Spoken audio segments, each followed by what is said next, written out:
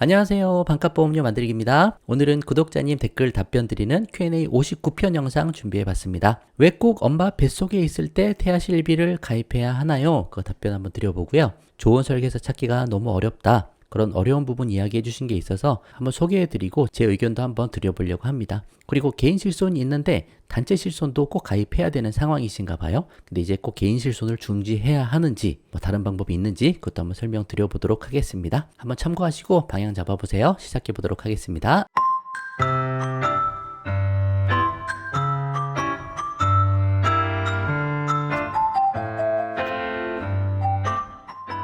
자, 241편에 태아실비보험을 온라인으로 가입하는 방법 설명드렸죠. 그 임신했으면 병원 다녀오신 다음에 바로 태아실비부터 가입하자 그렇게 설명을 드린 영상인데 그래도 잘 이해가 안 되시나 봐요. 아직 10주 차인데 실비를 가입을 안 하고 있는데 왜냐? 본질적으로 태아인 상태에서 왜 단독 실비를 빨리 가입해야 되는지가 궁금하다라고 하셨습니다. 건강한 아이가 태어나면 실비 가입이 순조롭게 가능할 텐데 굳이 뱃속에 있는 태아에 단독 실비를 가입할 필요가 있을까요? 단독 실비의 경우엔 장애이거나 미숙아의 경우 보장을 받을 수가 없으니까요 라고 하셨습니다. 자, 여기 가정이 들어있죠. 건강한 아이가 태어나면 이라고 하셨는데 그렇지 않을 수도 있잖아요. 그래서 제 의견은 월 만 얼마씩 그 정도 아끼지 말자라는 거예요. 임신을 했으면 병원 가시면 이제 뭐 여러 가지 검사 앞으로 하시잖아요. 기형아 검사도 하고 여러 가지 할 텐데 가능하면 그런 검사도 하시기 전에 실비부터 가입을 해놓자. 아무 병력이 없으니까 가입이 그때는 잘 되거든요. 어머니가 병원 많이 갔던 그런 이유만 있지 않으면 가입이 되니까 가장 중요한 보험인 실비보험을 그때 안정적으로 가입을 하자. 그러면 100세까지 병원비 큰 걱정할 일이 사라진다. 그 내용이거든요.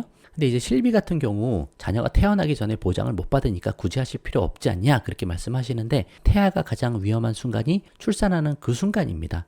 그 순간에 보험의 공백을 만들어 두지 않기 위해서 미리 가입하는 거로 보시면 될 것 같아요. 그리고 출산할 때 이런저런 치료가 또 발생하거나 하면은 나중에 실비 가입이 또 어려워지니까 어려워지기 전에 가장 중요한 보험은 미리 가입하자라고 말씀을 드리는 부분으로 보시면 될 것 같아요. 제일 중요한 보험이기 때문에 리스크를 최대한 줄이자 그런 차원으로 보시면 되고 그리고 이거는 태아 실비 보험이지 많은 분들이 설계사 통해서 가입하는 태아 종합보험 얘기하는 게 아니에요. 둘 중에 뭐가 더 중요하냐? 압도적으로 태아 실비가 중요하죠. 실비가 100배 1000배 중요한 거예요. 태아 종합보험은 후순이고 실비가 잘 가입됐다면 태아 종합보험은 가볍게 들어도 되지 않겠느냐. 온라인으로 여러 가지 싼 상품들 많으니까 그걸로도 준비해도 되지 않겠느냐.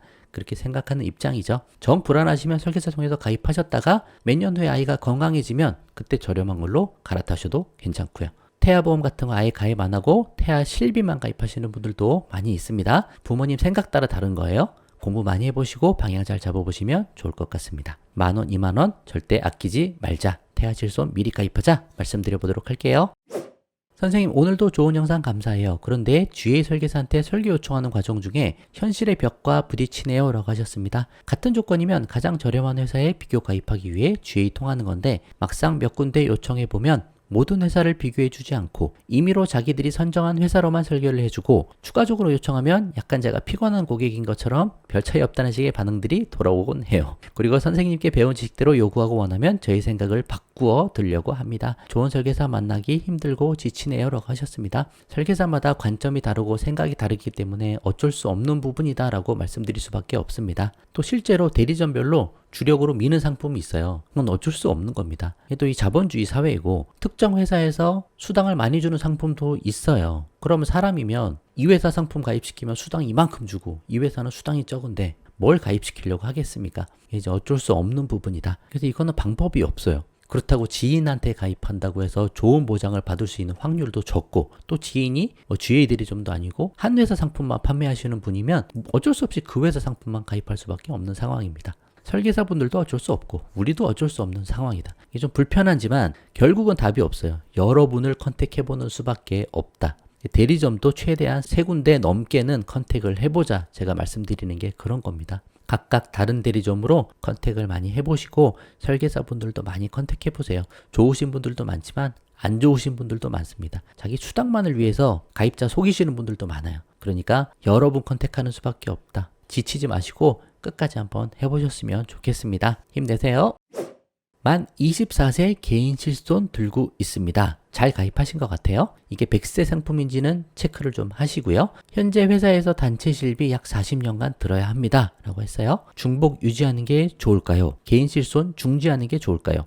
아무래도 40년 동안 이중 납입은 부담스러워서요 라고 하셨습니다. 이 상황은 개인 실손을 먼저 가입한 상황에서 회사 단체 실비를 추가적으로 가입해야 되는 상황인데 이게 선택을 할 수가 없나 봅니다. 그래서 무조건 가입해야 되는 상황이라서 비용을 이중으로 내야 되는 상황이니까 개인 실손을 좀 중지할까요? 라고 이야기를 좀 하시는 것 같아요. 일반적으로는 개인 실손 중지하시고 회사 퇴직하신 다음에 1개월 내에 살리실 수 있어요. 중지 후 재개라고 하죠. 1개월 내에 하셔야 되는 것도 기억하셔야 됩니다. 그렇게 살리시는 게 이중 부담을 막아낼 수 있으니까 좋습니다. 단, 단체 실손의 보장도 좀 생각을 하셔야 돼요. 개인 실손을 중지해버리면 개인 실손 없이 단체 실손으로 보장을 받겠다. 그렇게 되는 거거든요. 근데 단체 실손의 보장이 개인 실손보다 보장이 작은 경우들이 있어요. 뭐 회사마다 다 다르죠. 또 매년 보험회사가 바뀔 수도 있어요. 단체 실손은. 그리고 어떤 회사는 상해 실비만 가입해 주기도 하니까 그런 경우라면 개인 실손을 유지하셔야 됩니다. 어쩔 수가 없어요. 개인 실손으로 더 큰 보장으로 보장을 받아야 되니까 그럴 땐 둘 다 유지해야 되죠.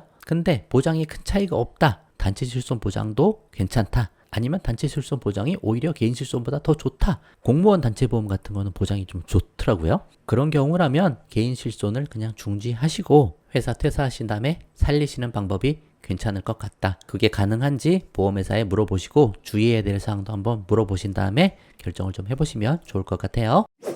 좋은 내용 너무 잘 보고 있습니다. 현재 실비보험 가입되어 있으니까 고지혈증, 당뇨, 지방간 등에 대해 이미 준비가 되어 있다고 보험 카페 설계사들이 이야기하더군요. 그러면서 그 병들이 나빠질 경우에 대비해 보험 가입을 권장하던데 실제 그런 보험 가입이 필요할까요? 다른 영상에서 실비의 3대 중증 보험만 가입되어 있으면 확률적으로 큰 걱정하지 않아도 된다고 반값보험료 만들기 유튜버님께서 말씀하셔서요. 만약 필요하다면 어떤 보험을 추가로 가입해 두는 게 좋을까요? 라고 하셨습니다. 자, 고지혈증, 당뇨, 지방간 이런 것들이 나빠질 경우에 대비해 보험 가입을 권장한다 라고 했어요. 이런 것들이 나빠지면 뭐가 생기나요? 암, 심장질환, 뇌혈관 질환 그렇게 가는 거예요.